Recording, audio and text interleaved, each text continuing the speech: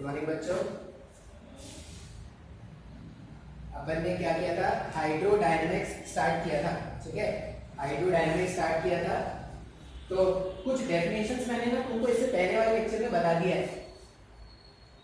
Hydrodynamics, ऐसे ये तो भारी भरकम सा वर्ड लगता है हाइड्रोडायनेमिक्स। सुनने में क्या लग रहा है, हाइड्रोडायनेमिक्स बहुत ही भारी भरकम सा वर्ड लग रहा है, लेकिन याद रखना बहुत ही आसान चैप्टर है ये। हाइड्रोडायनेमिक्स बहुत ही आसान, सिर्फ एक बर्नौलीज प्रिंसिपल पे ना पूरा का पूरा चैप्टर खत्म कर देंगे। एक इक्वेशन होगा, उस इक्वेशन में पूरा का पूरा चैप्टर हम क्या करेंगे, पढ़ के खत्म करने वाले हैं। अब ये जो हाइड्रोडायनेमिक्स हमने स्टार्ट किया, हाइड्रोडायनेमिक्स हमने स्टार्ट किया, तो हमने क्या किया था, कुछ डेफिनेशंस आपको इससे पहले वाले लेक्चर में बताया था। अब डेफिनेशन कैसे स्टार्ट किया था, तो हमने ये बोला था कि इस पर्टिकुलर टॉपिक में लिक्विड क्या करने वाला है, एक पॉइंट से दूसरे पॉइंट पर फ्लो करने वाला है। इस पर्टिकुलर टॉपिक में लिक्विड जो है वो एक पॉइंट से दूसरे पॉइंट पर फ्लो करने वाला है, और फ्लो करने के लिए प्रेशर का डिफरेंस होना जरूरी है। अगर दो पॉइंट्स के बीच में प्रेशर का डिफरेंस नहीं होगा तो लिक्विड फ्लो नहीं कर पाएगा। ऐसा कुछ बताया था हमने। अच्छा, फिर हमने क्या किया था, फ्लो को कैटेगराइज किया था। तो फ्लो को कैटेगराइज कुछ ऐसा किया था। पहला कैटेगरी क्या था, पहला कैटेगरी था steady and non steady flow. पहला कैटेगरी जो है वो है steady and non steady flow. अच्छा, steady flow and non steady flow के लिए शायद एक एग्जांपल बताया था तुमको। हमने क्या बोला कि मान लो एक पाइप का ऐसा सेक्शन है, ये पाइप का सेक्शन है, लिक्विड यहां से यहां मूव कर रहा होगा, और किसी पर्टिकुलर पॉइंट पे, मान लो ये पॉइंट 1 है, पॉइंट 1 पर लिक्विड पार्टिकल्स जितने भी, मान लो कुछ पार्टिकल्स हैं, मान लो ये पार्टिकल ए, ये चुन्नू मुन्नू लिया था शायद, ये पार्टिकल चुन्नू, ये पार्टिकल टुन्नू। तुम और बना लो अपने कॉलोनी में, जो जो तुम्हारे अपने भाई बंधु का नाम तुम ढूंढना स्टार्ट कर दो यहाँ पे। तो मैं अगर बोल रहा हूँ कि पोजीशन 1 से चुन्नू जब गुजरा, पोजीशन 1 से जब टुन्नू आया और पोजीशन 1 से जब टुन्नू आया, जितने भी पार्टिकल थे सारे के सारे पार्टिकल्स जब पॉइंट 1 को क्रॉस करेंगे, और अगर पॉइंट 1 को क्रॉस करने पर उनके वेलोसिटी पे कोई चेंज नहीं आएगा, तो हमने क्या बोला था, ऐसा फ्लो जो होता है वो स्टेडी फ्लो होता है। देखो डेफिनेशन लिखने तुमको कॉलेज के एग्जाम में पूछ लेते हैं, तो तुमको मैंने बताया था डेफिनेशन तुम एनसीईआरटी बुक से रेफर कर सकते हो। अगर मैं समझाने के पॉइंट ऑफ व्यू से बोलूं ना, तो तुमको याद क्या रखना है कि लिक्विड पार्टिकल्स का फ्लो स्टेडी तब कहलाता है जब जितने भी पार्टिकल्स किसी एक पर्टिकुलर पॉइंट को क्रॉस करेंगे, उन सारे पार्टिकल्स का वेलोसिटी अगर एक जैसा हो। जैसे जब ये चुन्नू पार्टिकल पोजीशन 1 को क्रॉस करेगा, ये पोजीशन है, चुन्नू पार्टिकल जब इसको क्रॉस करेगा, मान लो इसका स्पीड था v चुन्नू, टुन्नू जब क्रॉस करेगा इसका स्पीड हो गया v टुन्नू वेलोसिटी, और रुन्नू जब क्रॉस करेगा इसका स्पीड हो गया v टुन्नू। तो मेरे पास v टुन्नू v रुन्नू तीनों का वेलोसिटी वेक्टर अगर पॉइंट 1 को क्रॉस करने पर एक जैसा है, तो इस तरह के फ्लो को हमने क्या बताया था, स्टेडी फ्लो। अच्छा, अगर इनके वेलोसिटीज अलग अलग हो जाएंगे तो वो फ्लो कैसा था, अनस्टेडी फ्लो। अब हमारे सिलेबस में 90% टाइम या 95% टाइम हम स्टेडी फ्लो के बारे में ही बात करेंगे। मतलब हमारे सिलेबस में जो एग्जांपल्स हैं या हमारे सिलेबस में जो क्वेश्चन आएंगे वो स्टेडी फ्लो ऑफ लिक्विड में ही क्वेश्चंस आने वाले हैं। अच्छा, नेक्स्ट क्लासिफिकेशन हमने बताया था, नेक्स्ट क्लासिफिकेशन क्या था इसमें, uniform and non uniform flow. Uniform and non uniform flow, इसमें क्या है, मान लो एक ऐसा पाइप है जिसमें लिक्विड क्या कर रहा है, फ्लो कर रहा है। अब लिक्विड फ्लो कर रहा है, तो लिक्विड अगर थ्रू आउट फ्लो कर रहा है, अगर एरिया ऑफ क्रॉस सेक्शन नहीं चेंज हुआ, अगर तुम देखोगे तो पाइप का एरिया ऑफ क्रॉस सेक्शन कभी चेंज नहीं हुआ। अगर पाइप का एरिया ऑफ क्रॉस सेक्शन कभी चेंज नहीं हुआ, इसका मतलब जितना वेलोसिटी यहाँ पे था उतना ही यहाँ पे होगा, उतना ही यहाँ पे होगा एंड उतना ही यहाँ पे होगा। जब लिक्विड मूव कर रहा है और through out the flow through out the flow उसका स्पीड कांस्टेंट है या वेलोसिटी कांस्टेंट है, उस तरह के फ्लो को अपन ने क्या बोला था, यूनिफॉर्म फ्लो। अच्छा, नॉन यूनिफॉर्म क्या हो जाएगा, मान लो ऐसा एक पाइप है, पाइप तो किसी भी शेप का हो सकता है ना, ये मान लो ये जो घरों में जो पाइप लगाते हैं वैसा लगाते हैं, लेकिन हमारे जो आर्टरीज होते हैं, जो हमारे ब्लड वेसल्स होते हैं, वो किसी भी एक पर्टिकुलर शेप के होते हैं क्या, वो कम ज्यादा थिक मोटा वो होते हैं ना, वो डिपेंड करता है कि इंसान कितना फिट है, उसके हिसाब से उसके ब्लड वेसल्स में कोagulations होते हैं। तुम तो बायो वाले होंगे और जो नहीं होंगे वो भी जेई वाले भी थोड़ा बहुत जानते होंगे। तो यहाँ पे अगर आप देखोगे तो यहाँ पर जो वेलोसिटी है और यहाँ पे जो वेलोसिटी होगा ये दोनों अलग अलग है क्या, मान लो ये v1 है तो ये v2 है। अब अगर v1 is not equal to v2, इस तरह के फ्लो को अपन क्या बोलेंगे, नॉन यूनिफॉर्म फ्लो। ये सेकंड डेफिनेशन था, ये सेकंड टाइप का फ्लो का क्लासिफिकेशन है। अच्छा, इसके बाद हमने आपको एक डेफिनेशन बताया था, डेफिनेशन होता है स्ट्रीम लाइन। अब स्ट्रीम लाइन का मतलब है, ये स्ट्रीम लाइन बिल्कुल पाथ और ट्रेजेक्टरी के जैसा है।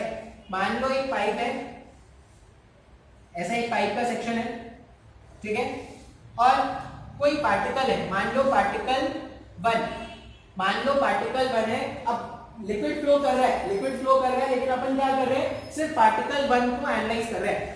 पार्टिकल 1 जिस जिस पाथ में चलता गया, पार्टिकल 1 चलता गया, उसके क्या बोलते हैं, उसके ट्रेसेस, वो जो पद चिन्ह होते हैं ना, पद चिन्ह को ज्वाइन करते जाओ, ठीक है। जैसे वो माइथोलॉजी में था कि वो भगवान श्री राम वो जा रहे हैं और वो क्या कर रहे हैं, वो पद पद में अरेंज करके उन्होंने ब्रिक्स, तो वो क्या हो गया, वो उनके पद चिन्ह हो गए। अब वो जो ब्रिज बन गई थी, राम सेतु, नाम सेतु जो भी बोलते हैं उसको, तो यहाँ पे क्या है, पार्टिकल 1 के पाथ को तुमको क्या करना है, ट्रेस करते जाना है। पार्टिकल 1 के जब पाथ को ट्रेस करते जाओगे कुछ ऐसा एक लाइन बनेगा। अब ये जो लाइन है ना, जो पार्टिकल 1 का था, या पार्टिकल 1 का जो पाथ है, इसी को अपन क्या बोलते हैं, स्ट्रीम लाइन। अब हजारों करोड़ों पार्टिकल्स हैं, मान लो 20 लाख पार्टिकल्स हैं, 20 लाख करोड़ पार्टिकल्स हैं, तो 20 लाख करोड़ पार्टिकल्स का 20 लाख स्ट्रीम लाइन जैसे बन जाएगा क्या। तो ये जो लाइंस अपन बनाएंगे उनको क्या बोलेंगे, स्ट्रीम लाइंस। अब स्ट्रीम लाइन की एक इंपॉर्टेंस है, स्ट्रीम लाइन की इंपॉर्टेंस क्या है, जिस तरह से पाथ ऑफ ट्रेजेक्टरी, जब अपन ने प्रोजेक्टाइल में पढ़ा था, पाथ ऑफ ट्रेजेक्टरी पे किसी भी पॉइंट पे अगर आप टेंजेंट ड्रॉ कर देते थे तो वो उसको वेलोसिटी को रिप्रेजेंट करता था क्या, तो वैसा ही कुछ यहाँ पे भी होगा। पाथ ऑफ ट्रेजेक्टरी, ये स्ट्रीम लाइन में किसी भी पॉइंट पर अगर आप टेंजेंट ड्रॉ कर दोगे तो वो जो टेंजेंट है वो उस पॉइंट पर उस पार्टिकल के वेलोसिटी को रिप्रेजेंट करेगा। अगर स्टेडी फ्लो है, मान लो स्टेडी फ्लो है, तो यहाँ का स्पीड और यहाँ का स्पीड अलग अलग हो सकता है। अगर यहाँ का स्पीड और यहाँ का स्पीड अलग अलग है तो जैसा टेंजेंट यहाँ पे है वैसे ही टेंजेंट यहाँ पे होगा, इसकी कोई गारंटी नहीं। बात समझ में आ रहा है। तो ये हो गया स्ट्रीम लाइन। ये कुछ बेसिक डेफिनेशंस हैं जो कॉलेज के एग्जाम्स में भी पूछते हैं, तो जब तक तुमको 100% क्लियर नहीं होगा ना, तुम डेफिनेशन नहीं लिख पाओगे। स्टेडी अनस्टेडी बहुत ही आसान है, यूनिफॉर्म नॉन यूनिफॉर्म बहुत ही आसान है। स्ट्रीम लाइन का मतलब है ये पाथ और ट्रेजेक्टरी के जैसा है। किसी भी एक पर्टिकुलर फ्लूइड के पार्टिकल को जो फ्लो कर रहा था, जो फ्लूइड फ्लो कर रहा था, उसमें से एक पार्टिकल हमने पिक कर लिया और उसके पाथ को ट्रेस करना स्टार्ट कर दिया। उसके पाथ को जब मैंने ट्रेस करना स्टार्ट कर दिया तो जो भी लाइन बना उसको हम क्या बोलते हैं, स्ट्रीम लाइन। स्ट्रीम लाइन की इंपॉर्टेंस क्या है, तो स्ट्रीम लाइन जो है वो पार्टिकल के वेलोसिटी को बताता है। जिस पॉइंट पे भी तुमने स्ट्रीम लाइन पे टेंजेंट ड्रॉ कर दिया वो उस पॉइंट पे उसके स्पीड को या वेलोसिटी को बताता है। दो स्ट्रीम लाइन आपस में इंटरसेक्ट नहीं कर सकते, ये भी आपको याद रखना है। जैसा मैंने इससे पहले लेक्चर में बताया था, दो स्ट्रीम लाइन आपस में इंटरसेक्ट नहीं कर सकते। क्यों? अगर दो स्ट्रीम लाइन आपस में इंटरसेक्ट कर देंगे तो इस वाले स्ट्रीम लाइन के हिसाब से टेंजेंट ऐसा बन जाएगा, इसके हिसाब से टेंजेंट ऐसा बन जाएगा। तो एक पॉइंट पे दो डायरेक्शन हो जाएगा। मतलब एक पॉइंट पे दो डायरेक्शन, मतलब लिक्विड पार्टिकल्स पागल होने वाले हैं, उनको समझ में नहीं आ रहा है किधर जाना है, इधर जाना है, इधर जाना है, पागल हो रहे हैं वो। बात समझ में आ रहा है? इसलिए दो स्ट्रीम लाइंस आपस में इंटरसेक्ट नहीं कर सकते। अच्छा, इतना कुछ मैंने आपको डेफिनेशन बताया था। इसके बाद लास्ट क्लासिफिकेशन जो होता है वो होता है stream line and turbulent. Stream line and turbulent flow. अब stream line and turbulent flow का मतलब क्या है? मान लो पार्टिकल 1 आया, पार्टिकल 1 चल आया, उसने क्या किया, एक पाथ ट्रेस कर दिया। पार्टिकल 2 आया, पार्टिकल 2 भी वही पाथ पे चल रहा है जो पार्टिकल 1 बना के गया था, पार्टिकल 3 भी उसी पाथ पे चल रहा है जो 1 बना के गया है। तो अगर सारे पार्टिकल्स, जितने भी पार्टिकल्स मूव कर रहे हैं वो एक ही स्ट्रीमलाइन पे मूव करेंगे। पार्टिकल 1 जैसा पाथ, मतलब वो जैसे माइथोलॉजी में अगर सोचोगे श्री राम जिस पाथ पे चले गए उनके भक्त भी उसी पाथ पे चले गए, ठीक है। जैसा मैं तुम्हारा भगवान, मैं जिस पाथ में जाता हूँ तुम लोग मेरे पीछे पीछे उसी पाथ पे आ जाते हो, तो तुम्हारा फ्लो कैसा हो गया, स्ट्रीमलाइन फ्लो हो जाएगा। बात समझ में आ रहा है? जो मैंने पाथ बनाया है उसी पाथ पे अगर तुम वापस चलता हुआ आ जाओगे तो तुम्हारा फ्लो कैसा हो जाएगा, स्ट्रीमलाइन।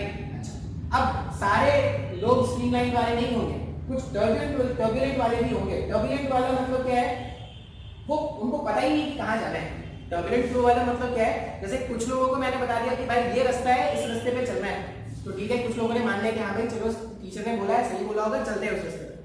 कुछ होंगे वो परेशान, उनको नहीं समझ में आ रहा है इनकी इसकी बात क्यों सुनना, इसकी बात क्यों सुनना, ये तो कुछ भी बोलता रहता है। अपन नए अपने पाथ बनाएंगे, अब वो अपने पाथ बनाने के चक्कर में वो कहीं पे भी जाना स्टार्ट कर देते हैं।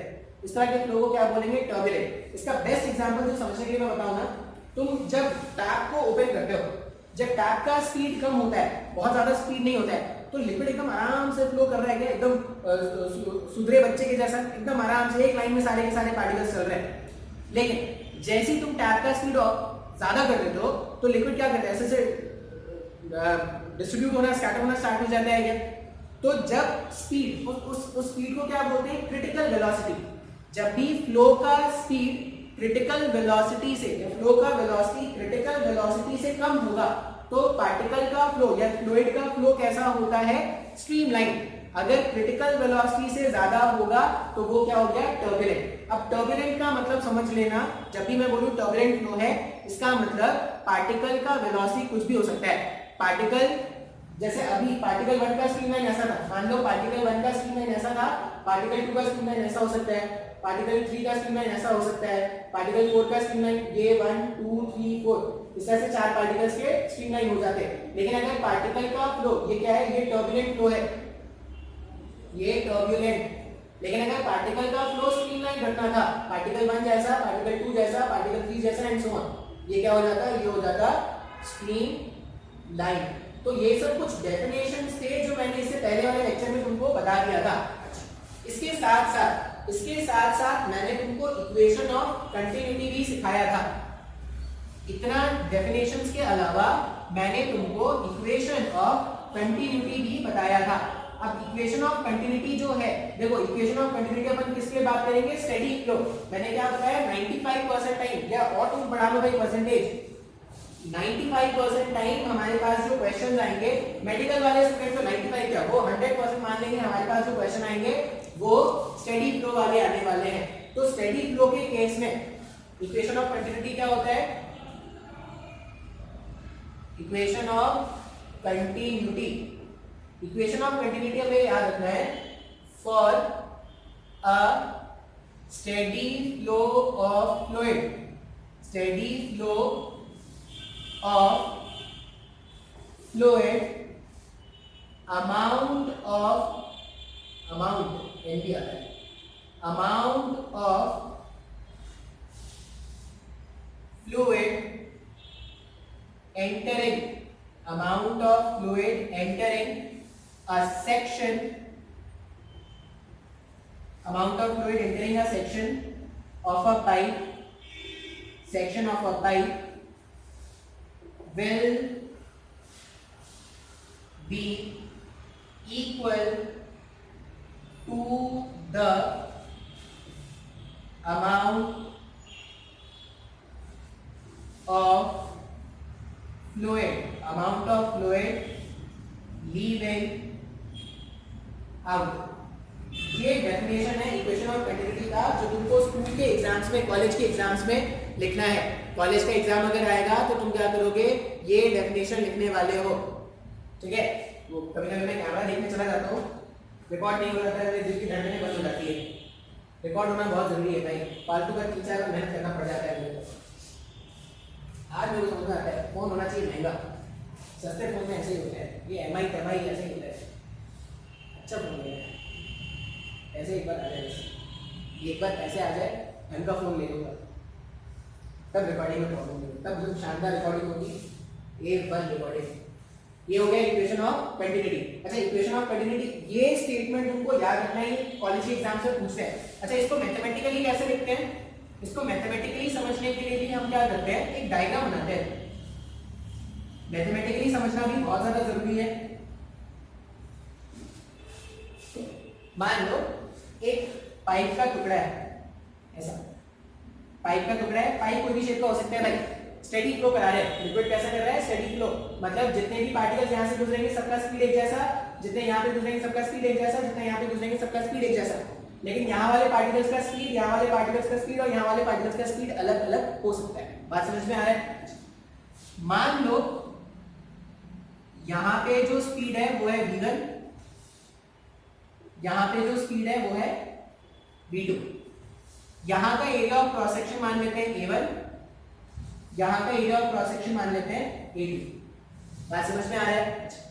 अभी हमने क्या बोला कि अगर ये लिक्विड जो है, अगर ये लिक्विड है स्टेडी फ्लो कर रहा है, स्टेडी फ्लो कर रहा है, इसका मतलब किसी भी टाइम पर जितना लिक्विड एंटर करेगा, मान लो इतना लिक्विड एंटर किया, किसी भी टाइम पर जितना लिक्विड एंटर करेगा, अब अमाउंट बोला है, अमाउंट मतलब मास, किसी भी टाइम पर जितना मास ऑफ लिक्विड एंटर करेगा उतना ही मास ऑफ लिक्विड बाहर भी जाना चाहिए। बात समझ में आ रहा है? अभी अगर मैंने बोला स्पीड v1 है, तो किसी भी टाइम पर जो लेंथ एंटर किया, किसी भी टाइम पर जो लेंथ एंटर किया वो क्या हो जाएगा, v1 डेल्टा t हो जाएगा।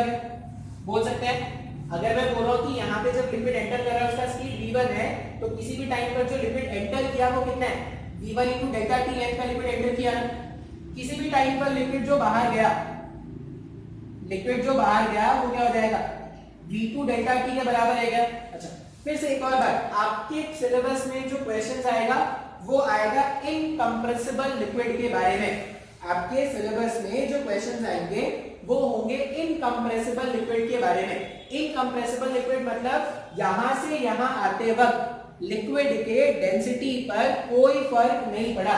इनकंप्रेसिबल लिक्विड का मतलब एक पॉइंट से दूसरे पॉइंट जाने पर लिक्विड के डेंसिटी पर कोई फर्क नहीं पड़ा। अच्छा, तो अपन ऐसा लिख रहे हैं, according to equation of continuity, जितना मास एंटर करेगा, डेल्टा m एंटरिंग,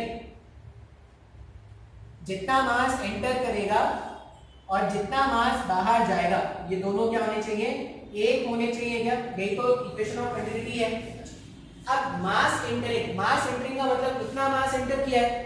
मास को मैं क्या लिख सकता हूँ, डेंसिटी इनटू वॉल्यूम लिख सकते हैं क्या।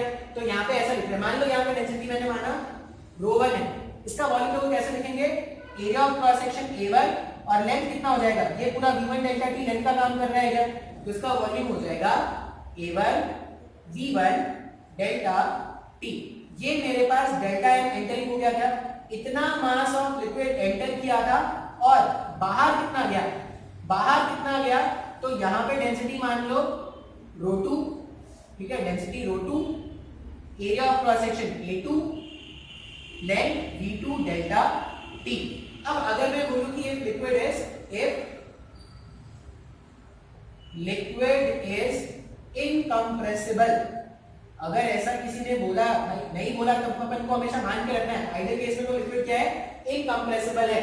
अगर लिक्विड इनकंप्रेसिबल है तो कैंसिल क्या क्या हो जाएगा, ρ1 से ρ2 गायब हो जाएगा, डेल्टा t से डेल्टा t गायब हो जाएगा। इसका मतलब इक्वेशन ऑफ कंटिन्यूटी जो बचेगा वो क्या बचेगा, a1 v1 equals to a2 v2। ये स्टेटमेंट है जो अपन यूज करने वाले हैं। कभी कभार मान लो ऐसा बोल दिया कि लिक्विड कंप्रेसिबल है, बस डेंसिटी का टर्म ऐड कर देना। अगर लिक्विड इनकंप्रेसिबल है तो इक्वेशन ऑफ कंटिन्यूटी ये, और अगर for compressible liquid, for compressible liquid या फॉर कंप्रेसिबल फ्लूइड, ये देख लेना भाई मैंने क्या लिखा है, फॉर कंप्रेसिबल फ्लूइड यहाँ पे आ जाएगा ρ1 a1 v1 equals to ρ2 a2 v2। इतना कुछ मैंने इससे पहले वाले लेक्चर में भी सिखाया था, इतना कुछ इससे पहले वाले लेक्चर में भी सिखाया था।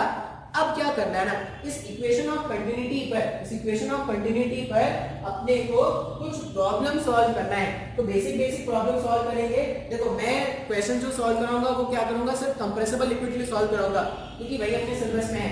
कभी कभार अगर वो एग्जाम वाले पागल हो जाए तब ऐसे क्वेश्चन आ सकते हैं, नहीं तो हमेशा हमारे पास ये क्वेश्चन आएंगे। मतलब ऐसा समझ लो 99% ऑफ टाइम ये क्वेश्चन आने वाले हैं। कभी कभार अगर कोई पागल हो गया तो वो क्वेश्चन पूछ लेंगे, तब आपको क्या करना है, डेंसिटीज को बस ऐड कर देना है। कुछ बेसिक क्वेश्चंस हो गए। अच्छा ये दो क्या बोलते हैं इसको, दो पार्ट में ये तुम्हारा चैप्टर आएगा। मतलब ये जो बर्नौलीज प्रिंसिपल हम आज सीखने वाले ना, वो क्या होगा, दो पार्ट में है।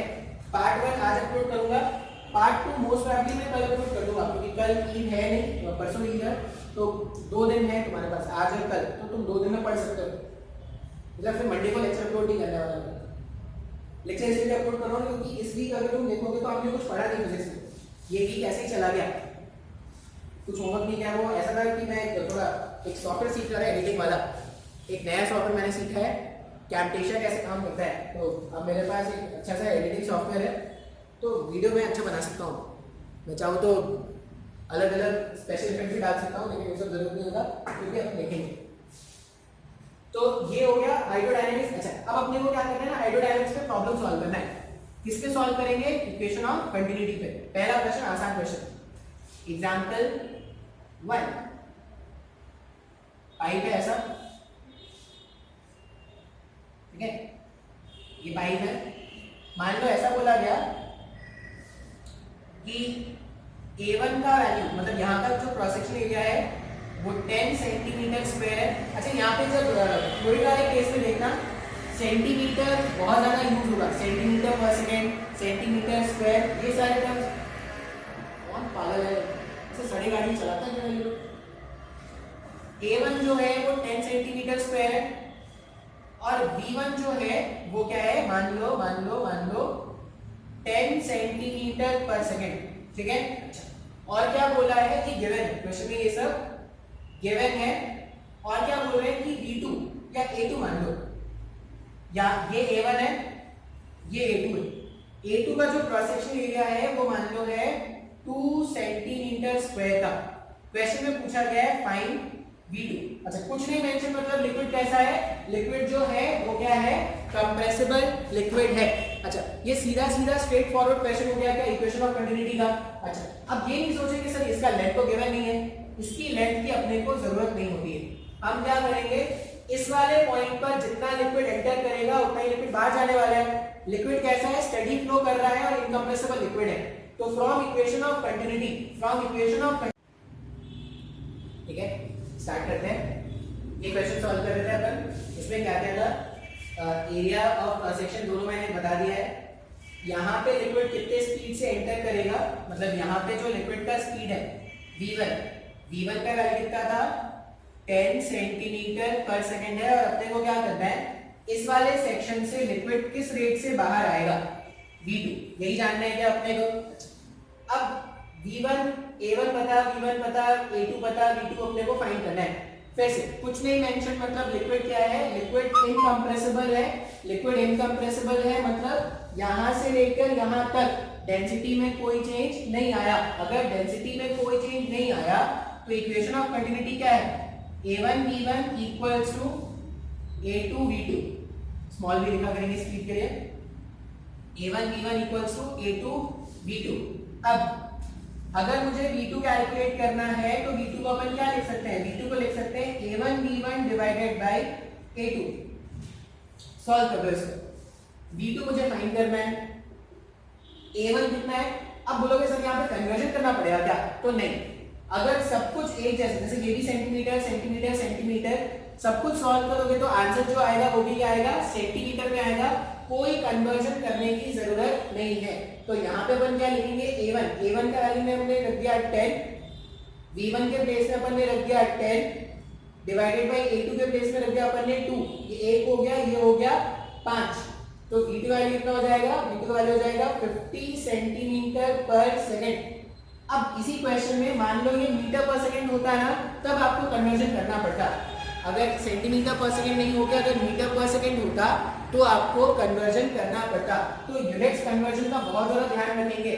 फ्लूइड्स में most of the time CGS unit पे काम करते हैं। फ्लूइड वाले चैप्टर में बहुत सारे क्वेश्चन ऐसे होंगे जिसमें हम क्या करेंगे, सीजीएस यूनिट पे काम करेंगे। तो ये एग्जांपल 1 था, बहुत ही आसान question, a1 v1 a2 v2 का। क्वेश्चन को थोड़ा टफ बनाते हैं। अब क्वेश्चन को टफ बनाते हैं कैसे, कोई टफ नहीं होगा, आसानी होगा अभी भी।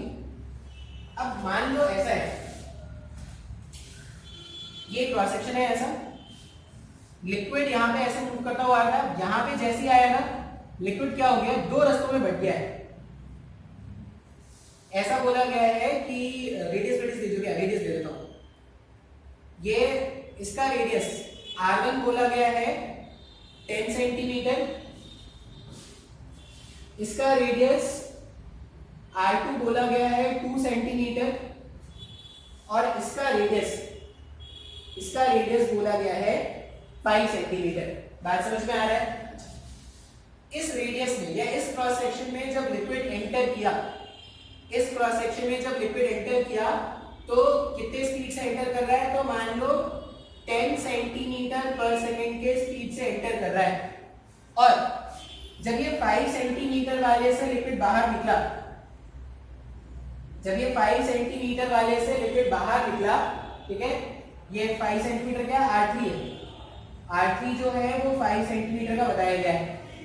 जब इसमें से लिक्विड बाहर निकला तो कितने स्पीड से बाहर निकला, मान लो कुछ तो स्पीड है, क्या मान लेते हैं, कुछ स्पीड मान लेते हैं, कितना मान लेते हैं, 5 है तो 10 है, मान लो इसका स्पीड हो गया 12 लेते हैं, 12 सेंटीमीटर पर सेकेंड, ठीक है।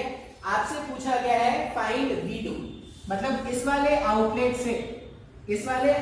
से कितने स्पीड पर लिक्विड बाहर निकलेगा, ये अपने को पूछा गया है।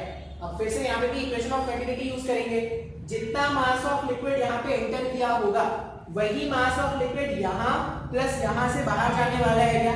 तो अब इक्वेशन ऑफ कंटिन्यूटी कैसे लिखेंगे, अब इक्वेशन ऑफ कंटिन्यूटी लिखेंगे a1 v1 equals to a2 v2 plus a3 b3, इस तरह से लिख देंगे क्या। अब मेरे पास दो क्रॉस सेक्शन नहीं है, मेरे पास 3 क्रॉस सेक्शन है, तो एक से एंटर कर रहे हैं और 2 से बाहर निकल रहे हैं, तो अपन ने क्या बोल दिया, a1 v1 equals to a2 v2 plus a3 v3। अब अगर मैं a1 के बारे में लिखूं, एरिया, मुझे उसका एरिया लिखना है, एरिया क्या लिखेंगे, पाई उसके रेडियस का स्क्वायर, इसके रेडियस का स्क्वायर मतलब 10 into 10 into v1, v1 कितना है तो v1 भी कितना था 10 इक्वल्स टू a2 मतलब इसके बारे में बात कर रहे हैं, पाई इसका रेडियस कितना है 2, तो 2 का स्क्वायर कर दिया 4 हो गया, इनटू v2, यही तो ढूंढना था ना, v2 प्लस इसके लिए अगर मैं बात करूं तो पाई इसका रेडियस कितना है 5 का स्क्वायर अगर करेंगे तो 25 इनटू 12 लिख सकते हैं क्या ऐसा। अब इसको सॉल्व कर लेंगे, सिंपलीफाई करने के बाद जो भी आएगा वही अपना आंसर है क्या। सबसे पहला काम, pi no pi, every pi is cancel, pi cancel कर दिया हमने, डायग्राम का काम खत्म हो गया, डायग्राम हटा देते हैं। पाई कैंसिल करने के बाद, पाई कैंसिल करने के बाद हमारे पास क्या बच रहा है, यहाँ पे बच रहा है 1000 equals to 4v2, 1000 equals to 4v2 plus 25 into 12, ये 300 हो गया क्या, नहीं 300 ही होगा ना, 300, 25 इंटू 12 कितना हो जाएगा 300, ये 300 उधर भेज दो, तो 700 equals to 4 times of v2, तो v2 कितना हो जाएगा 700/4 सेंटीमीटर पर सेकेंड। अगर चाहिए डेसिमल में आप कन्वर्ट कर सकते हो, इतना कैलकुलेशन तो आपको आता है, इतना कैलकुलेशन आता है। तो ये हो गया मेरे पास एग्जांपल नंबर 2 जो हमने सॉल्व किया। इसी के जैसा एक एग्जांपल नंबर 3 होगा, मैं क्वेश्चन लिखूंगा लेकिन मैं आपको बोलूंगा कि आप खुद से ट्राई करना। रिकॉर्ड हो रहा है ना, 6:27 6:26 6:29 रिकॉर्ड हो रहा है, शानदार। नेक्स्ट क्वेश्चन जो होगा इक्वेशन ऑफ कंटिन्यूटी पे, बहुत ही आसान है भाई। इक्वेशन ऑफ कंटिन्यूटी क्या करना है, a1 v1 equals to a2 v2 लगा देना है। नेक्स्ट क्वेश्चन देखो कैसे है, ये क्वेश्चन खुद से ट्राई करना। तो देखा ना, नल का नल क्या बोलते हैं, नल का ढक्कन नहीं, ढक्कन नहीं, वो क्या होता है उसका टैप होता है, ऐसे ऐसे ऐसा कुछ होता है, ये नल से नल, और ये नल ऐसे फिक्स करके रखते हैं, ठीक है। अभी क्या है, इस नल में से लिक्विड बाहर निकालते हैं। अगर नल में से लिक्विड बाहर निकालेंगे, ऐसा मानते हैं कि यहां से लिक्विड जो है वो कितने स्पीड से, मान लें लिक्विड जो है वो यहाँ पे जब गिर रहा था तो कितने स्पीड से बाहर निकला, 10 सेंटीमीटर पर सेकेंड से बाहर निकल रहा है लिक्विड। जब ये आउटलेट जो है ना, ये आउटलेट है, ये आउटलेट से जब लिक्विड ऐसे बाहर निकल रहा है, ये लिक्विड ऐसे निकाल रहे हैं रेड, जब लिक्विड ऐसे बाहर निकला तो वो कितने स्पीड से बाहर निकल रहा है, 10 सेंटीमीटर पर सेकेंड से, और इसका क्रॉस सेक्शन एरिया कितना बताया गया है, 2 सेंटीमीटर स्क्वायर का इसका क्रॉस सेक्शन एरिया बताया गया है। ये जो पाइप, ये जो हमारे पास नल का डायमीटर है या एरिया है 2 सेंटीमीटर स्क्वायर है। अब तुमने अगर नोटिस किया होगा ना, तो लिक्विड से जब नल से जब लिक्विड बाहर निकलता है तो वो कुछ ऐसा बाहर निकलता है क्या, हाँ या ना, धीरे धीरे पतला होता जाता है क्या, जहां पे निकल रहा है वहां पे थिक होता है और धीरे धीरे क्या होता जा रहा है, पतला होता जा रहा है। आपको क्या करना है, जब ये निकला था तब इसका एरिया कितना था, 2 सेंटीमीटर स्क्वायर था ना। आपसे ये पूछा है कि अगर ये 10 सेंटीमीटर नीचे गिर गया, यहां से अगर ये 10 सेंटीमीटर नीचे गिर गया तब इसका क्रॉस सेक्शन एरिया क्या होगा, मतलब A2 का वैल्यू पूछा गया है 10 सेंटीमीटर नीचे। आई होप तुमको डायग्राम समझ में आया हो, डायग्राम भी क्वेश्चन है, ठीक है। क्या था, सत्य ही सच है। ये लिक्विड ऐसा होता चला गया, लिक्विड ऐसा होता चला गया। अब हमसे पूछा गया है जब लिक्विड नल से बाहर निकल रहा था तो उसका एरिया ऑफ क्रॉस सेक्शन कितना था, 2 सेंटीमीटर स्क्वायर। लिक्विड बाहर निकला कितने स्पीड से, 10 सेंटीमीटर पर सेकंड के स्पीड से बाहर निकला है। और ये पूछा गया कि जब लिक्विड 10 सेंटीमीटर नीचे आ गया होगा तब उसके वो जो इंटरफेस बन रहा है, ये जो इंटरफेस बन रहा है इसका क्रॉस सेक्शन एरिया ढूंढ के बताओ। Mechanics plus equation of continuity बुला के क्वेश्चन है, एकदम आसान क्वेश्चन, एकदम लल्लू क्वेश्चन है। कोई तूफानी कुछ कैलकुलेशन नहीं करना, बस तुमको अपना दिमाग लगाना है। दिमाग लगाते हैं सर, है नहीं लेकिन फिर भी लगाते हैं सर, कोशिश करते हैं सर। कैसे कोशिश करेंगे वो देखो। तुम चाहो तो स्क्रीन पॉज करके सॉल्व कर सकते हो, और तुमको अगर लग रहा है नहीं सर मेरे को कोई उम्मीद है नहीं कि मैं सॉल्व कर पाऊंगा, तो आप यहाँ पे देखना स्टार्ट करो। यहां से यहां तक इक्वेशन ऑफ कंटिन्यूटी लगा सकते हैं क्या, लगा सकते हैं, बिल्कुल लगा सकते हैं सर। यहां पे अपने को A2 निकालना है, V2 पता है क्या, V2 पता है क्या, V2 भी नहीं पता, V2 भी नहीं पता, A2 भी नहीं पता, मतलब दो इक्वेशन बनाने पड़ेंगे। एक इक्वेशन से काम नहीं चलने वाला।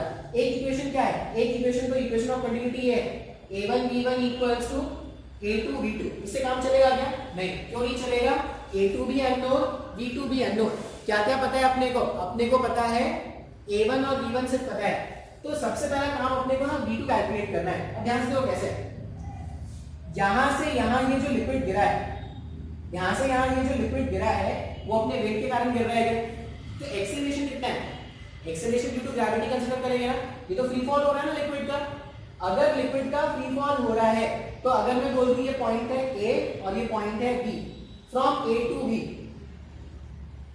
From A to B, A से B आते वक्त, A से B आते वक्त अगर आप ध्यान से देखोगे तो इनिशियल वेलोसिटी कितना है, इनिशियल वेलोसिटी 10 सेंटीमीटर पर सेकंड है, हाँ या ना। एक्सेलरेशन जो है नीचे की डायरेक्शन में है, नीचे की डायरेक्शन में ऐसे अगर लेते हैं तो कुछ नेगेटिव लेते हैं, लेकिन अभी मैं पॉजिटिव ले रहा हूं। एक्सेलरेशन कितना हो जाएगा, अच्छा यहाँ पे ये सेंटीमीटर पर सेकंड, ये 10 मीटर पर सेकंड स्क्वायर होता है ना, तो यहाँ पे 10 मीटर पर सेकंड स्क्वायर रखेंगे क्या, नहीं, इसको क्या रख देंगे, मीटर को आपको सेंटीमीटर में कन्वर्ट करना होगा, तो 1000 सेंटीमीटर पर सेकंड स्क्वायर, ये अपन एक्सेलरेशन रखेंगे क्या, सर मेरे को नहीं समझ में आया। 10 मीटर पर सेकंड स्क्वायर तो मीटर पर सेकंड स्क्वायर में होता है, मुझे सेंटीमीटर पर सेकंड स्क्वायर में चाहिए, तो यहाँ पे एक्सेलरेशन कितना ले लेंगे, 1000 सेंटीमीटर पर सेकंड स्क्वायर एक्सेलरेशन हो गया। डिस्प्लेसमेंट कितना करना था अपने को, 10 सेंटीमीटर का डिस्प्लेसमेंट करना है। u पता है, a पता है, s पता है। यहां से फाइनल स्पीड निकाल सकते हैं क्या? फाइनल स्पीड मतलब इस वाले पॉइंट का स्पीड निकाल सकते हैं क्या? फॉर्मूला यूज कर लेते हैं। तो v square equals to u का स्क्वायर कितना हो जाएगा 100 प्लस 2 एक्सेलरेशन कितना 1000 इंटू 10, ऐसा कुछ आ जाएगा क्या? तो जब आप इसको सिंप्लीफाई करोगे ना, डायग्राम बताने का डायग्राम की जरूरत नहीं है। जब आप इसको सिंप्लीफाई करोगे, ये तुम्हारे घर का नल का मैंने हटा दिया, नल का 2 इंटू 10,000, ये 20,000 है क्या? 20,000 प्लस 100, सही है ना? 20,000 प्लस 100, ये v स्क्वायर आ गया, मतलब v कितना आ जाएगा रूट ओवर ऑफ 20100 सेंटीमीटर पर सेकंड। अच्छा, अब मेरे पास इतना हिम्मत नहीं है कि मैं इसको सॉल्व करूं, तुम्हारे पास होगा तो तुम सॉल्व करना। मेरे पास v2 का वैल्यू आ गया, एक बार v2 आ गया तो मैं a2 भी निकाल सकता हूं क्या? ये क्या निकालना था, v2 निकालना, a2 निकालना, a2 निकाल सकते हैं। अब a2 कैसे निकालेंगे, इक्वेशन ऑफ कंटिन्यूटी यूज कर लेंगे। तो यहाँ पे क्या हो जाएगा, that implies a2 equals to a1 कितना था, a1 अपन ने लिया था शायद 2 लिया था, मैं भूल गया डायग्राम, a1 2 लिया था, v1 कितना, v1 10 था, डिवाइडेड बाय v2 कितना, v2 है रूट ओवर ऑफ 20100। तो आंसर जो भी आएगा वो क्या आएगा, सेंटीमीटर स्क्वायर में आंसर आएगा। इस तरह से क्वेश्चन क्या करते हैं, सॉल्व करते हैं इक्वेशन ऑफ कंटिन्यूटी वाले क्वेश्चन। बहुत ही आसान सा टॉपिक था, कोई मुश्किल नहीं होना चाहिए।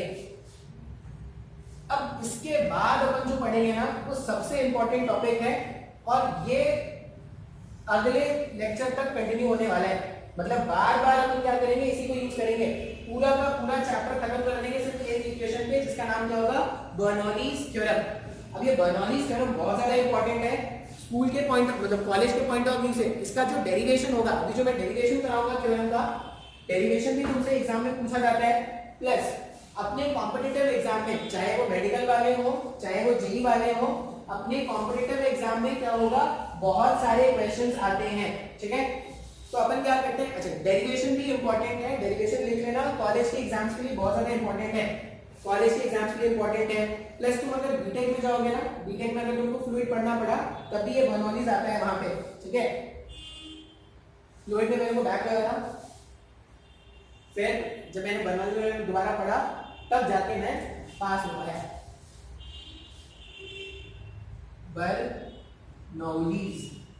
बर्नौलीज ऐसा कुछ नाम है इसका, बर्नौलीज इक्वेशन, तो बर्नौलीज थ्योरम बोलते हैं। अब ये जो बर्नौलीज थ्योरम है, ये कोई नया थ्योरम नहीं है, ये बर्नौलीज थ्योरम जो है वो कोई नया थ्योरम नहीं है, ये याद रखना, ये वर्क एनर्जी थ्योरम ही है, work energy theorem in fluid, work energy theorem in fluid. अच्छा पहले ना मैं इसको क्या बोलते हैं, पहले इसको मैं डिराइव कर लेता हूँ, फिर आपको वर्क एनर्जी थ्योरम क्या होता है वो बताते हैं। पहले डेरिवेशन कर लेंगे, फिर बताएंगे कि ये है क्या, ठीक है। अब वर्क एनर्जी थ्योरम के लिए ना एक डायग्राम होता है। डायग्राम क्या होता है, वही एक पाइप का टुकड़ा, एक पाइप का टुकड़ा इमेजिन करो, कैसा इमेजिन करो, ऐसा, ये ठीक है, एक पाइप का टुकड़ा है, मतलब पाइप इधर भी है पाइप उधर भी है, लेकिन अपन ने क्या कर लिया है, एनालाइज करने के पॉइंट ऑफ व्यू से इस टुकड़े को अपन सिर्फ एनालाइज कर रहे हैं, ठीक है। इसको क्या बोलते हैं, रेफरेंस लाइन या डेटम लाइन, रेफरेंस लाइन या डेटम लाइन। ये बिल्कुल वैसा ही है जैसा पोटेंशियल एनर्जी लिखने के लिए एक रेफरेंस लाइन सेलेक्ट करते थे, पोटेंशियल एनर्जी अगर क्वेश्चन में लिखना होता था तो एक रेफरेंस लाइन सेलेक्ट करते थे, तो ये बिल्कुल वैसा ही बात है, रेफरेंस लाइन या डेटम लाइन। अच्छा ऐसा मान लो कि यहां से यहां का जो हाइट है वो है h1 और यहां से यहां का जो हाइट है वो है h2। ये डायग्राम याद रखना, डेरिवेशन याद रखना, बहुत लंबे टाइम तक काम आता है ये। अच्छा फिर से लिक्विड कैसा है, लिक्विड इनकम्प्रेसिबल है, ठीक है, लेकिन अपन अलग अलग मान के कर लेते हैं, देख लेते हैं। इस वाले रीजन में एरिया ऑफ क्रॉस सेक्शन है मान लो A1, लिक्विड जो एंटर करेगा वो कुछ तो V1 स्पीड से एंटर करेगा और डेंसिटी मान लो कितना है ρ1। अपन ने क्या बोला, लिक्विड जो है वो V1 स्पीड से एंटर करेगा। अगर लिक्विड V1 स्पीड से एंटर करेगा तो कुछ इंस्टेंट ऑफ टाइम पर V1 इंटू डेल्टा टी इतना अमाउंट ऑफ लिक्विड आगे चला जाएगा। डेल्टा टी टाइम पर इतना अमाउंट ऑफ लिक्विड जो है वो इसमें ऊपर चढ़ जाएगा। बात समझ में आया? जितना लिक्विड इसमें अंदर आने वाला है उतना ही लिक्विड तो बाहर भी जाएगा ना। मान लो ये क्या हो जाएगा, ये हो जाएगा V2 डेल्टा टी। इसका जो क्रॉस सेक्शन है, ये जो क्रॉस सेक्शन है वो कितना है, ये क्रॉस सेक्शन है A2, ये V2 और यहाँ पे डेंसिटी मान लो ρ2। बात समझ में आ रहा है? इक्वेशन ऑफ कंटिन्यूटी अभी भी क्या है, ये जो लिक्विड है हम किसके लिए बात कर रहे हैं, स्टेडी फ्लो के लिए बात कर रहे हैं। तो अगर मैं स्टेडी फ्लो के लिए बात कर रहा हूँ, इसका मतलब जितना भी लिक्विड एंटर किया गया होगा किसी भी इंस्टेंट ऑफ टाइम पर, उतना ही लिक्विड बाहर भी जाना चाहिए क्या। तो A1 V1 ρ1 इतना लिक्विड एंटर करेगा, A2 V2 ρ2 इतना लिक्विड, मतलब जिस सेक्शन से लिक्विड बाहर जाने वाला है उसकी स्पेसिफिकेशन बता दिए, A2 V2 ρ2। इतना समझ में आया क्या? अभी इक्वेशन बनाना स्टार्ट करते हैं। इक्वेशन कैसे बनाएंगे वो देखो। दो इक्वेशन बनाने हैं, एक तो इक्वेशन ऑफ कंटिन्यूटी से, फ्रॉम इक्वेशन ऑफ कंटिन्यूटी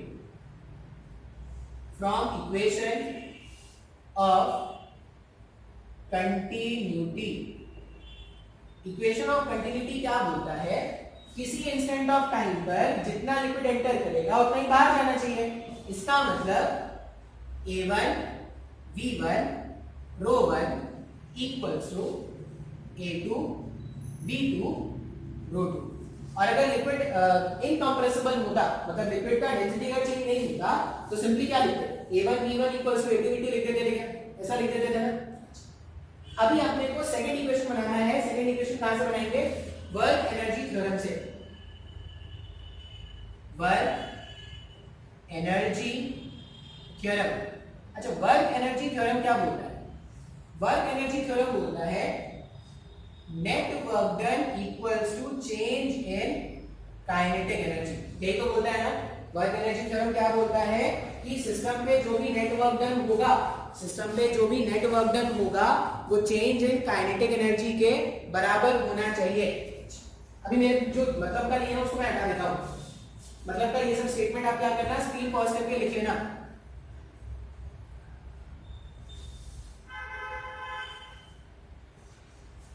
कौन कौन से फोर्सेस हैं जिनके वर्क डन हो सकते हैं, तो फोर्सेस के बारे में बात करेंगे। अगर लिक्विड यहां से यहां फ्लो कर रहा है, ध्यान से सोचना, अगर लिक्विड यहां से यहां फ्लो कर रहा है, डेफिनेटली यहां पे भी कुछ प्रेशर होगा।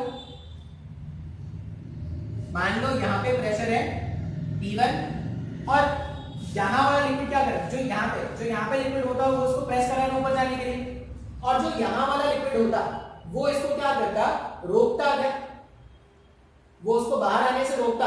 अगर बाहर आने से रोकता तो यहाँ पे प्रेशर कितना लिखते, P2 लिखते क्या, समय को नहीं समझ में आया। अगर प्रेशर डिफरेंस नहीं होगा, इस वाले पॉइंट और इस वाले पॉइंट का प्रेशर अगर सेम हो जाता तो लिक्विड फ्लो कर पाता क्या, नहीं। इसका मतलब जो यहाँ पे पाइप था या जो यहाँ पे वाटर का लिक्विड का पाइप था वो क्या कर रहा है, उसको प्रेस कर रहा था, उसको फोर्स कर रहा था कि तुम ऊपर जाओ, और जो यहाँ पे होता लिक्विड वो उसको रोकता क्या, वो उसको बाहर आने से रोकता है। इसका मतलब यहाँ पे भी प्रेशर है और यहाँ पे भी प्रेशर है। अगर प्रेशर है तो फोर्स भी होगा, अगर प्रेशर है तो फोर्स भी होगा। प्रेशर को एरिया ऑफ क्रॉस सेक्शन से मल्टीप्लाई कर देंगे, प्रेशर को एरिया ऑफ क्रॉस सेक्शन से मल्टीप्लाई कर देंगे तो फोर्स मिल जाएगा।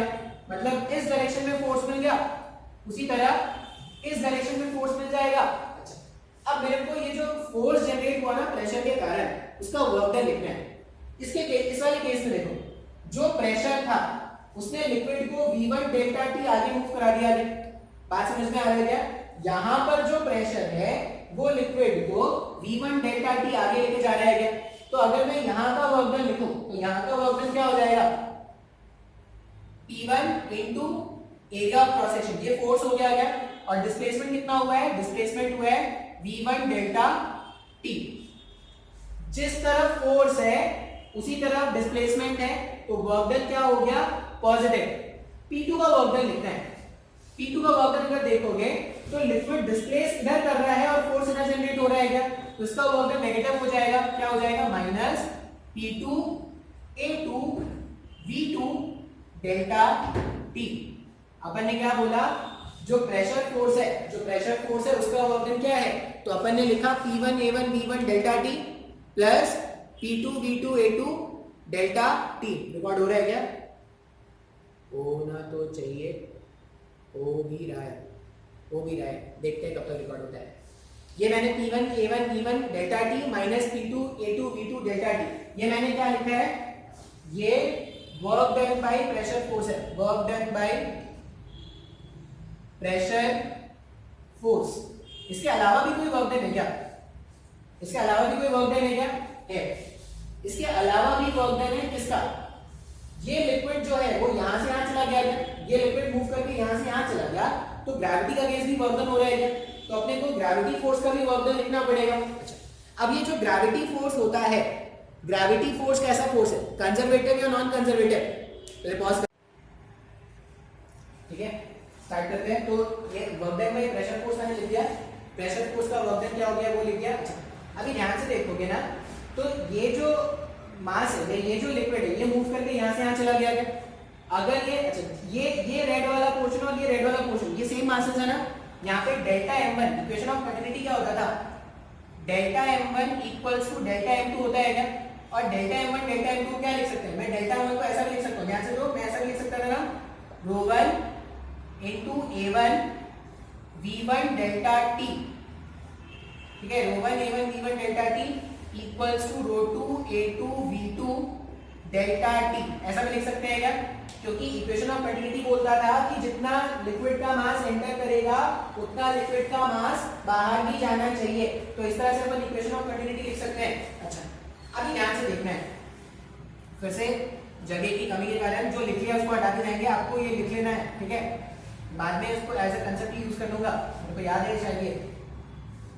देखते हैं, अभी जब ये यहां से यहां गया, जब ये यहां से यहां गया, तो ग्रेविटी का अगेंस्ट जा रहा है, अगर ग्रेविटी का अगेंस्ट जा रहा है तो ग्रेविटी का वो भी कुछ वर्क डन हो रहा है। अच्छा, ग्रेविटी फोर्स कैसा है, कंजर्वेटिव या non conservative, sir gravity force conservative है, तो work done by gravitational force, work done bye जो कंजर्वेटिव फोर्स है या work done by gravitational force जो होता है वो माइनस ऑफ डेल्टा यू के बराबर होता है क्या, माइनस ऑफ डेल्टा यू मतलब minus of change in potential energy के बराबर होता है। तो अगर मेरे को ग्रेविटेशनल फोर्स का वर्क डन लिखना है, work done by gravitational force अगर मेरे को लिखना है, तो minus of change in potential energy. अब चेंज इन पोटेंशियल एनर्जी का मतलब हो जाएगा final potential energy minus initial potential energy. Final potential energy कितना है देखो तो, फाइनल पोटेंशियल एनर्जी, फाइनली ये h2 के हाइट पे है, फाइनल पोटेंशियल एनर्जी लिखने के लिए अपने को लिखना पड़ेगा वहां का मास कितना है, तो ρ2 a2 v2 डेल्टा t, यही तो डेल्टा m1 है ना, m1 mass into g into height h2 है क्या, ये मैंने लिखा माइनस के साथ, ये फाइनल पोटेंशियल एनर्जी है minus initial potential energy, ρ1 a1 v1 delta t, ये पूरा डेल्टा m1 हो गया, g h1 माइनस के साथ ब्रैकेट क्लोज। ये वर्क डन बाय ग्रेविटी ऐसा लिख सकते हैं क्या, हाँ या ना, ये वर्क डन बाय ग्रेविटी हो गया। उसके बाद ये डायग्राम को हटा देते हैं, इसकी जरूरत नहीं है मेरे को।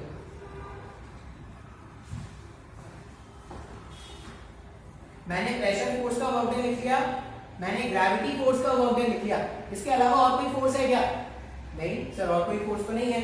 तो नेट वर्क डन अगर मैंने लिख लिया, तो नेट वर्क डन को मेरे को चेंज इन काइनेटिक एनर्जी से इक्वेट करना पड़ेगा। चेंज इन काइनेटिक एनर्जी देखो, डेल्टा के, चेंज इन काइनेटिक एनर्जी का मतलब क्या होता है, half m v1 square minus v2 square. Final kinetic energy अगर मैं लिखूं तो हाफ m1 के प्लेस में मैं क्या लिख रहा हूं, ρ2, मतलब सेकंड वाले सेक्शन से बाहर निकल रहा है क्या, half ρ2 into a2 v2 delta t, half m, ये पूरा m हो गया क्या, into v2 square, final kinetic energy ये हो जाएगा minus initial kinetic energy half rho one a1 v1 delta t v1 square. Sir मेरे को कुछ भी नहीं समझ में आ रहा है। मैंने क्या कर लिया, मैंने प्रेशर फोर्स का वर्क डन अलग से लिखा, मैंने ग्रेविटेशनल फोर्स का वर्क डन अलग से लिखा, और मैंने चेंज इन काइनेटिक एनर्जी को अलग से लिखा। अब वर्क एनर्जी थ्योरम के हिसाब से जितने भी वर्क डन है उसको चेंज इन काइनेटिक एनर्जी से इक्वेट कर देंगे क्या। तो according to work energy theorem, according to work energy theorem, work energy theorem के हिसाब से नेट वर्क डन मतलब work done by pressure force plus work done by gravity, work done by pressure force plus work done by gravity equals to change in kinetic energy के बराबर होना चाहिए क्या। इस इक्वेशन को अपन सिंपलीफाई कर लेंगे, सॉल्व कर लेंगे, तो जो भी हमारा रिक्वायर्ड इक्वेशन है वो आ जाएगा। ठीक है, तो इतना आप पहले लिखते रहना, साथ साथ आपको लिखते भी रहना है, स्क्रीन पॉज करना है और लिखते रहना है। जगह की कमी है, मतलब स्पेस की कमी है, इसलिए अपन पूरा एक जगह नहीं लिख पाते। रिकॉर्ड हो रहा है ना, रिकॉर्ड हो रहा है, नहीं होता ना तो दिल टूट जाता है रिकॉर्ड नहीं होता। Work done by pressure, work done by gravity equals to change in kinetic energy. Pressure का वर्क डन देखते हैं। प्रेशर का वर्क डन अगर तुम देखोगे तो हमने प्रेशर का वर्क डन फाइंड किया था, ऐसा कुछ आया था हमारे पास, P1 A1 ये फोर्स था, डिस्प्लेसमेंट आया था V1 delta T, force into displacement, ये तो वर्क डन है। माइनस में उसका वर्क डन क्या आया था, नेगेटिव आया था, P2 A2 V2 delta t, ये work done by pressure force. Work done by pressure force ऐसा लिख सकते हैं, work done by gravity, gravity का वर्क डन लिखना है। ग्रेविटी का वर्क डन लिखने के लिए अपन change in potential g minus के साथ लिखेंगे, माइनस के साथ लिखेंगे मतलब क्या हो जाएगा, देखो चेंज इन पोटेंशियल जी होता है u final minus u initial, minus क्या कर देगा, u initial minus u final कर देगा क्या। तो u इनिशियल कितना है, u इनिशियल हमारे पास है, डायग्राम देखते रहना, u इनिशियल कैसे लिखेंगे, उसका मास कितना है, ρ1 v1 ρ1 a1 v1 delta t, ये पूरा मास हो गया क्या, mass into g into h1 होगा क्या। अपन इनिशियल पहले लिख रहे हैं, बाद में माइनस के साथ क्या लिख देंगे, ρ2 a2 v2 delta T G h2। ये प्रेशर फोर्स का वर्क डन, मैं इसको थोड़ा हाईलाइट कर देता हूं, ये जो मैंने रेड से हाईलाइट किया है, रेड से हाईलाइट किया, ये प्रेशर फोर्स का वर्क डन है। और जो ग्रीन से हाईलाइट कर रहे हैं, जो ग्रीन से हाईलाइट कर रहे हैं, ये वेट फोर्स का वर्क डन है। नेट वर्क डन जो है,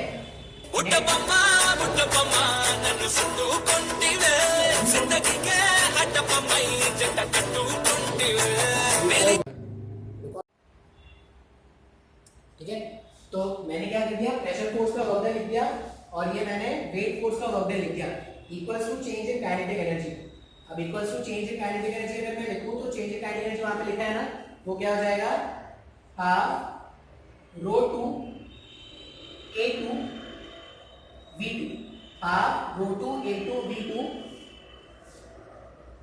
delta t v2 square minus half ρ1 a1 v1 delta t v1 square. लिख सकते हैं क्या ऐसा। अब ध्यान से देखना, कुछ तो कैंसिल आउट होगा यहाँ पे,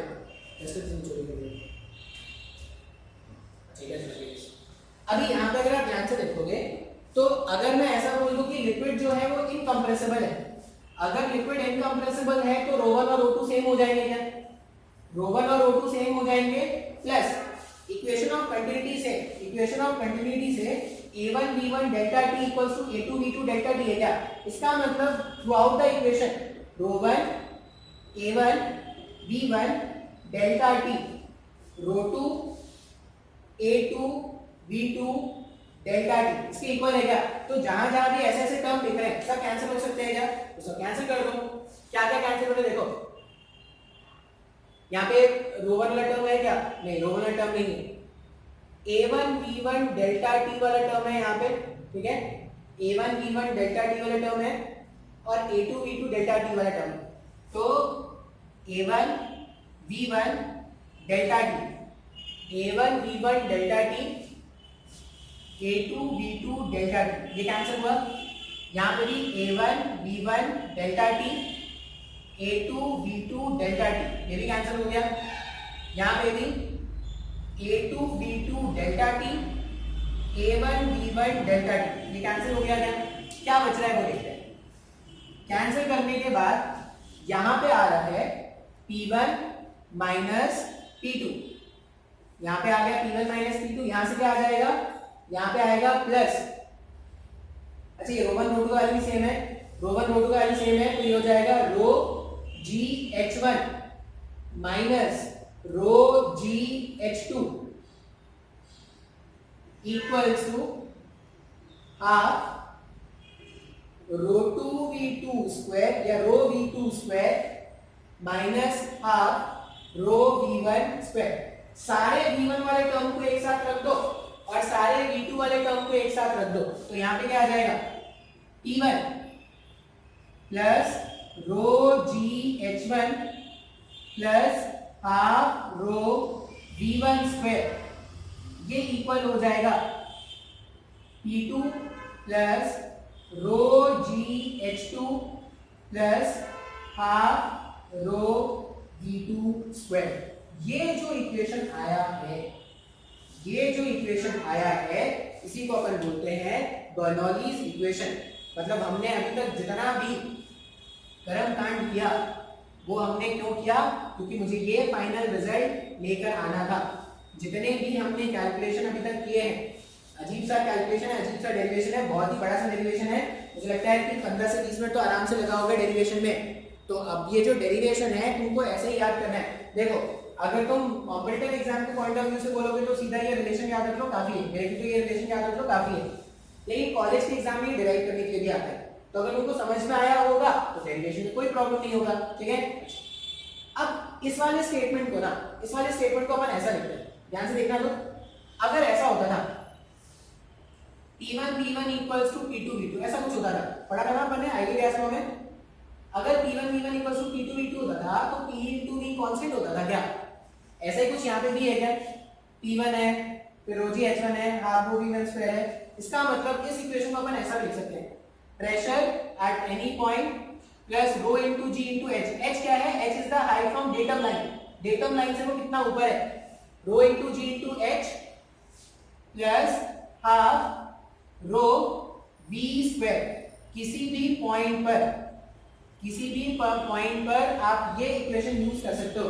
तो ये बर्नौलीज इक्वेशन है, तो ये अपने अपन क्या बोलेंगे, अलोंग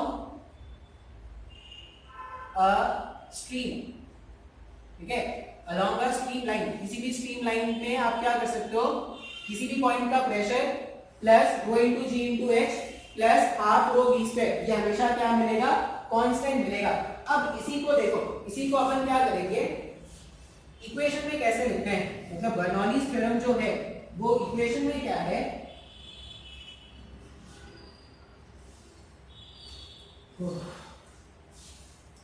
ज़्यादा ही लेक्चर हो गया यार, एक क्लिप रिकॉर्ड करना है।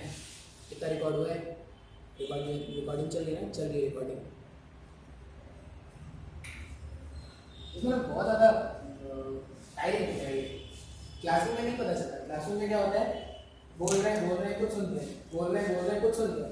यहाँ पे तो बोल रहे हैं, कभी तो कुछ बोल दो। किससे उंगली लगा रखें, बेंचों से उंगली लगा के रखें, तो कुछ बोलेंगे। अच्छा अब अपने को इक्वेशन क्या याद रखना है, देखो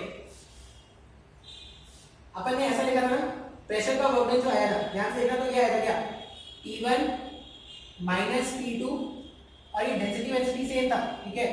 तो रो आइटम यहाँ पे नहीं आया था, A1 आया था, V1 आया था, डेल्टा टी। इसी को तो अपन ने क्या किया था, A1 V1 डेल्टा टी से जब मैं डिवाइड कर दूंगा तो P1 माइनस P2 जो वहां की इक्वेशन दिख रहा है वही दिख रहा है। तो ये क्या है, ये प्रेशर फोर्स का वर्क डन पर यूनिट वॉल्यूम है क्या, हाँ या ना, तो अपन ने जो ये P1 माइनस P2 लिखा था इक्वेशन में, इक्वेशन ऐसा आया था हमारे पास P1 माइनस P2, ये P1 माइनस P2 एक्चुअली में क्या है, work done by pressure, work done by pressure पर यूनिट वॉल्यूम है क्या। ये जो मेरे पास P1 माइनस P2 आया था वो क्या था, वर्क डन बाय प्रेशर पर यूनिट वॉल्यूम, ऐसा कुछ आया था क्या। डेरिवेशन मैंने करा दिया है, अब मैं इसका जो थ्योरम है वो बता रहा हूं। तो P1 माइनस P2 लिखा था। अच्छा, फिर हमने और क्या देखा था, हमने देखा था कि ऐसा कुछ टर्म आया था रो इंटू जी H1 माइनस H2। अच्छा, इसमें भी क्या था, इसमें भी ये टर्म था क्या, A इंटू कुछ भी ले लो A1 V1 डेल्टा टी, ऐसा टर्म यहाँ पे भी था क्या, वो जो कैंसिल किया था हमने। तो जब मैं इसको A1 V1, अब A2 V2 डेल्टा टी भी लिख सकता हूँ मैं यहाँ पे, मान लो मैं यहाँ पे ये A2 V2 डेल्टा टी, तो ये दोनों टर्म तो इक्वल है ना। अगर ये दोनों टर्म इक्वल है तो एक्चुअली में ये क्या है, potential energy per unit volume हो गया क्या। ये जो मैंने टर्म यहाँ पे लिखा है वो एक्चुअली में क्या हो गया, potential energy per unit volume, ऐसा लिख सकते हैं ना। ये मैंने क्या लिखा है, potential energy per unit volume या work done by gravity per unit volume, ऐसा लिख सकते हैं। अच्छा, लास्ट टर्म जो मैं लिखूंगा, लास्ट टर्म क्या है, काइनेटिक एनर्जी ऐसा आया था हमारे पास half rho v2 square minus v1 square, ये आया था। इसके साथ साथ यहाँ पे एक टर्म मल्टीप्लाइड था रो1 a1, सॉरी रो1 टर्म हटा दिया, a1 v1 delta T divided by a1 v1 delta T. तो ये क्या है, ये kinetic energy per unit volume है क्या। ये मेरे पास क्या है, ये जो टर्म है, ये जो टर्म है वो kinetic energy per unit volume है ना। सर मेरे को कुछ भी नहीं समझ में आ रहा है, बात समझ में आ रहा है क्या। ये जो प्रेशर का टर्म है, ये जो प्रेशर बन रहा है एक्चुअली वो क्या है, pressure energy per unit volume है। रो जी एच का जो टर्म बन रहा है वो एक्चुअली क्या है, potential energy per unit volume है। और ये हाफ रो v स्क्वायर का जो टर्म बन रहा है वो actually kinetic energy per unit volume है क्या। तो थ्योरम क्या बोलता है, ये सब अभी जो लिखा है वो चाहो तो लिखो, नहीं चाहो तो मत भी लिख सकते हो, ये सब थ्योरम समझाने के लिए मैंने लिखा है। थ्योरम बोलता है for a steady flowing liquid, for a steady flowing liquid, for a steady flowing liquid, sum of pressure energy, pressure energy क्यों, क्योंकि प्रेशर ने जो वर्क डन किया, प्रेशर ने जो वर्क डन किया वो सिस्टम में स्टोर हो गया होगा ना। तो for a steady flowing liquid sum of pressure energy लिखो, ऐसा लिख सकते हो, sum of work done per unit volume, sum of work done per unit volume, comma potential energy per unit volume, potential energy per unit volume and kinetic energy per unit volume remains constant। हाँ या ना, ये हमारे पास Bernoulli's principal का theorem है। Bernoulli's theorem जो है, ये बर्नौलीज प्रिंसिपल जो है उसका थ्योरम का स्टेटमेंट ये है कि अगर एक स्टेडी फ्लोइंग लिक्विड है या स्टेडी फ्लोइंग फ्लूइड है तो ये P क्या है, ये एक्चुअल में pressure energy per unit volume, rho g h क्या है, potential energy per unit volume, और ये क्या है, kinetic energy per unit volume. जो होगा वो हमेशा क्या होगा, कांस्टेंट होगा। डेरिवेशन और ये स्टेटमेंट आपको याद रखना है। डेरिवेशन और स्टेटमेंट अगर आपको याद हो जाए तो इसके कुछ अलग अलग फॉर्म्स होते हैं। अब इसके अलग अलग फॉर्म्स के बारे में बात कर लेते हैं। देखो ये डेरिवेशन ये स्टेटमेंट जो था वो आपको याद करना है, डेरिवेशन स्टेटमेंट ये सब बहुत ज्यादा इंपॉर्टेंट है।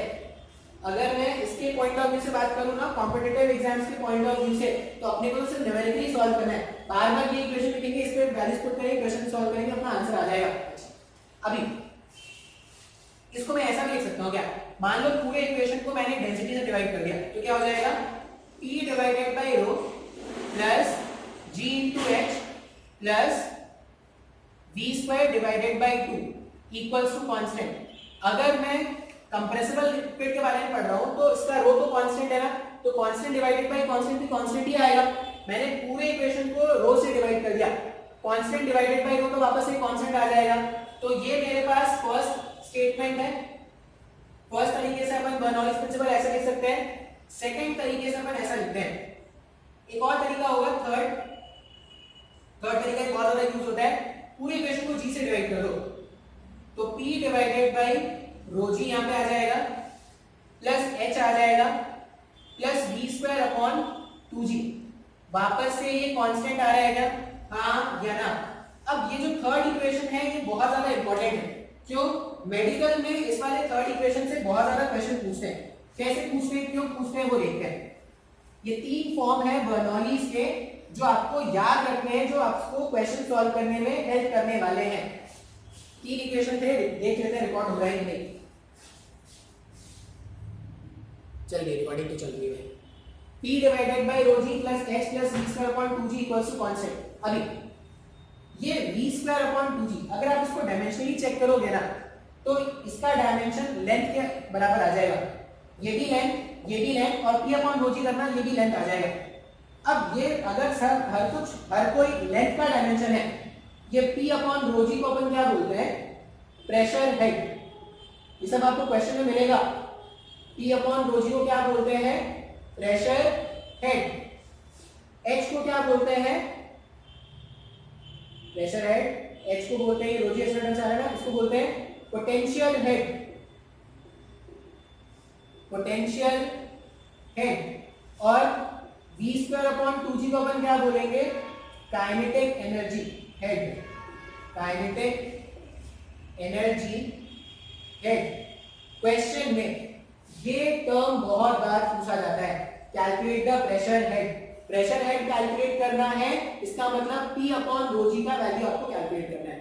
तो ये बर्नौलीज प्रिंसिपल के 3 फॉर्म हैं। अब देखो तुम अगर बोलोगे सर डेरिवेशन बहुत बड़ा था, डेरिवेशन होगा, बहुत बड़ा होगा डेरिवेशन सिर्फ कॉलेज के एग्जाम के लिए है। अपन नेक्स्ट वाले लेक्चर्स में क्या करेंगे, नेक्स्ट वाले लेक्चर वो मैं कल ही अपलोड कर दूंगा। तो नेक्स्ट वाले लेक्चर्स में अपन क्या करेंगे, इन पे बेस्ड इनके एप्लीकेशन देखेंगे। अब इनके कुछ एप्लीकेशन ऐसे होंगे जो थ्योरी से समझ में आ जाएगा, कुछ एप्लीकेशन ऐसे होंगे जिनमें न्यूमेरिकल्स आ सकते हैं। ठीक है, तो आज का लेक्चर और कल का लेक्चर मिला के आपको मैं होमवर्क दूंगा, तो वो आप फिर सॉल्व करना। ठीक है, आई होप ये डेरिवेशन समझ में आया होगा। डेरिवेशन से ज्यादा इंपॉर्टेंट है ये रिजल्ट्स। अगर मैं बोलूं मेरे पॉइंट ऑफ व्यू से तुमको क्या जानना चाहिए, ये रिजल्ट्स तुमको याद होना चाहिए। ठीक है, डेरिवेशन तो तुम अपने कॉलेज के लिए याद करने वाले, इतना ही रहते हैं भाई, थक गया मैं और ज्यादा नहीं बोल पाऊंगा।